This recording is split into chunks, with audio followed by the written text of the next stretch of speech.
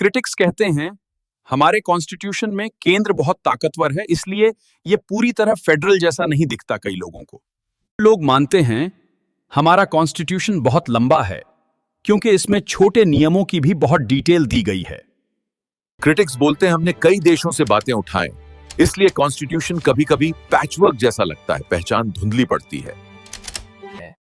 आलोचक कहते हैं वकीलों की भाषा के कारण कई आर्टिकल्स आम लोगों के लिए समझना कठिन हो जाता है। कुछ लोग कहते हैं कॉन्स्टिट्यूशन में बहुत डिटेल लिख देने से छोटे बदलाव के लिए भी बार-बार संशोधन करना पड़ता है। 1975 के अनुभव ने दिखाया कि इमरजेंसी में सरकार अधिकार समेट सकती है और बोलने लिखने की आजादी दब सकती हैं।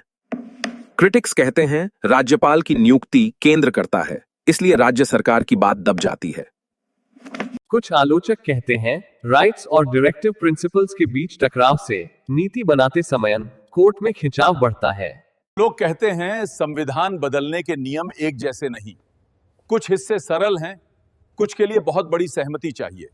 आलोचक कहते हैं बचे हुए विषयों की ताकत केंद्र के पास है, इसलिए राज्य कई मामलों में खुद अकेले फैसला नहीं कर पाते।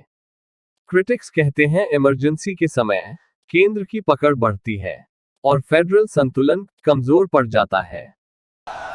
लोग कहते हैं डायरेक्टिव प्रिंसिपल्स पर कोर्ट में सीधा हक नहीं मिलता, इसलिए कई वादे कागज पर रह जाते हैं। क्रिटिक्स कहते हैं राइट्स दिए गए हैं पर उन पर रीजनेबल रिस्ट्रिक्शंस हैं, इसलिए आजादी पूरी नहीं लगती कभी भी।